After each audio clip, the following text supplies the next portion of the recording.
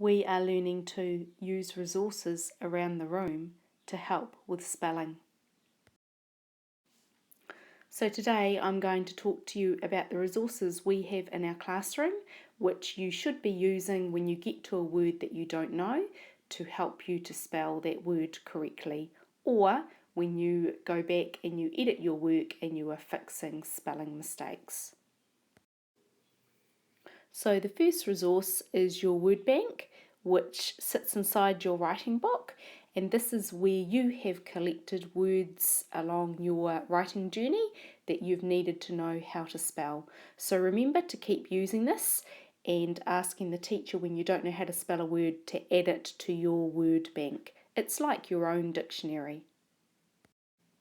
Now let's have a look at the resources that we have on our shelf in our classroom here, and how we can use these to help us to spell our words correctly.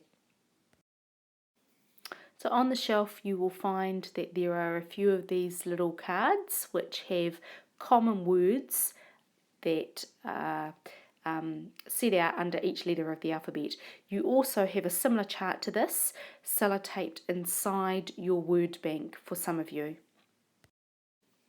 So this is a good resource to look at if you're just trying to find how to spell some simple words.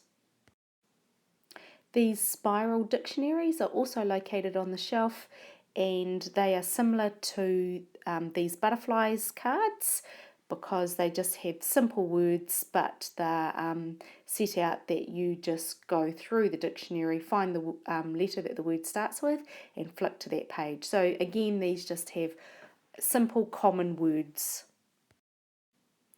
Now moving up in complexity slightly, this is an illustrated junior dictionary.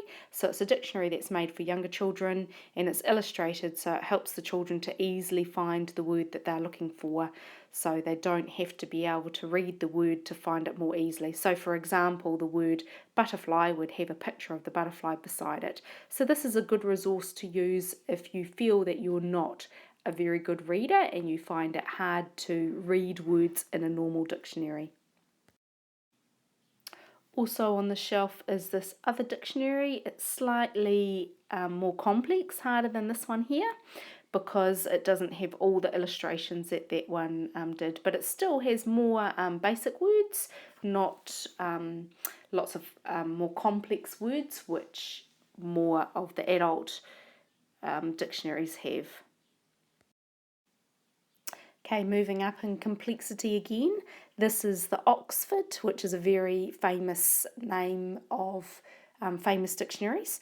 The Oxford New Zealand Primary School Dictionary and Thesaurus. So this is specially made for primary schools, and it has a dictionary in it so you can find the meanings of words and how to spell them. And it also has a thesaurus, so if you're looking for synonyms, words that mean a similar thing, you can use this dictionary to help you with that.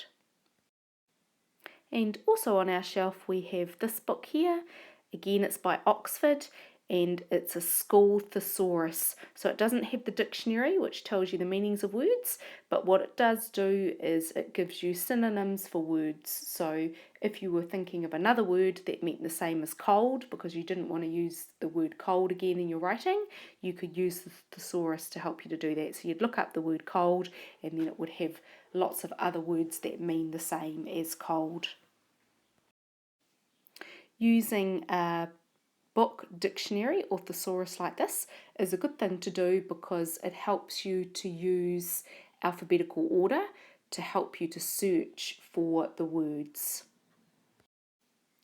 And finally, of course, we have the resource Word Hippo on your iPads, which you can use to find out meanings of words, words that are similar, how to use the word in a sentence. So that's also a great resource to have available. You can also use the speech function on Word Hippo, where you say the word and then it will spell it for you. So it has many advantages.